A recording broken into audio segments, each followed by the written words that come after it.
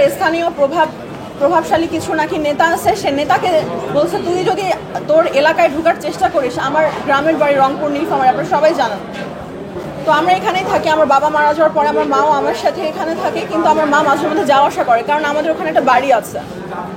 তো আমার নীলফামারীতে ঢোকাও আমার জন্য হুমকি স্বরূপ। সে বলছে তুই এখানে আসলে তুই যদি আসিস শুধু তুই দেখবি তোর জীবন নিয়ে তুই কোথাও ফেরত যেতে পারবি না, তোকে এত টুকরা টুকরা করবো, তোর মা তোকে মিলাইতে পারবে না, তোর বাপ তো মরে গেছে, এবার তোর মা তোকে ওই টুকরাগুলো তোকে মিলাইতে পারবে না।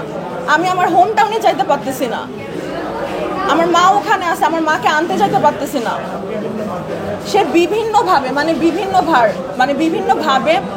হ্যাঁ, এবং তার বন্ধু, মানে সবচাইতে বড় তার হাতিয়ার হচ্ছে তার বন্ধু এবং তার এলাকার কিছু নেতা আছে, ওনাকে তাদেরকে দিয়ে আমাকে গুম করবে, আমার লাশ গুম করে দিবে।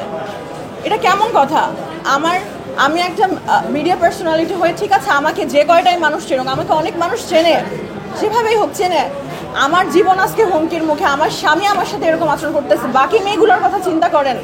এই দেশে, এই সমাজে যৌতুক কতটা ভয়াবহভাবে স্প্রেড আউট, এটা চিন্তা করেন। আমি এটার বিচার চাই। সে কেন আমাকে এইভাবে বলবে? আর আমার বাবা মারা যাওয়ার পরে এটা সে আরো বেশি করতেছে। সে আইনকে বলে কোনো ম্যাজিস্ট্রেট আমাকে কোনো শাস্তি দিতে পারবে না।